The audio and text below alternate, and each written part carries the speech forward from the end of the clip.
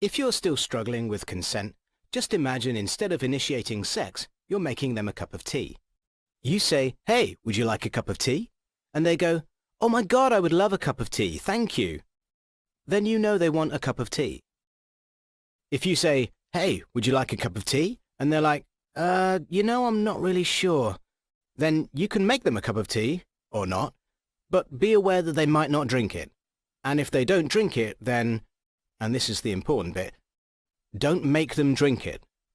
Just because you made it doesn't mean you're entitled to watch them drink it.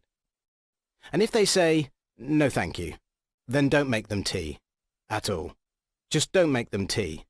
Don't make them drink tea. Don't get annoyed at them for not wanting tea. They just don't want tea, okay? They might say, "Yes, please, that's kind of you." And then when the tea arrives, they actually don't want the tea at all. Sure, that's kind of annoying as you've gone to all the effort of making the tea, but they remain under no obligation to drink the tea. They did want tea, now they don't. Some people change their mind in the time it takes to boil the kettle, brew the tea, and add the milk. And it's okay for people to change their mind, and you are still not entitled to watch them drink it. And if they are unconscious, don't make them tea. Unconscious people don't want tea, and they can't answer the question, "Do you want tea?" because they're unconscious. Okay, maybe they were conscious when you asked them if they wanted tea, and they said yes, but in the time it took you to boil the kettle or brew the tea and add the milk, they are now unconscious. You should just put the tea down, make sure the unconscious person is safe, and this is the important part again, don't make them drink the tea. They said yes then, sure, but unconscious people don't want tea.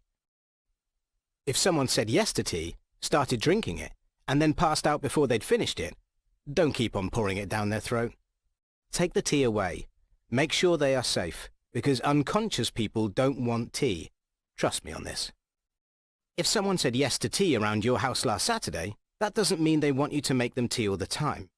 They don't want you to come around to their place unexpectedly and make them tea and force them to drink it, going, "But you wanted tea last week," or to wake up to find you pouring tea down their throat going, "But you wanted tea last night." If you can understand how completely ludicrous it is to force people to have tea when they don't want tea, and you are able to understand when people don't want tea, then how hard is it to understand when it comes to sex? Whether it's tea or sex, consent is everything. And on that note, I'm going to make myself a cup of tea.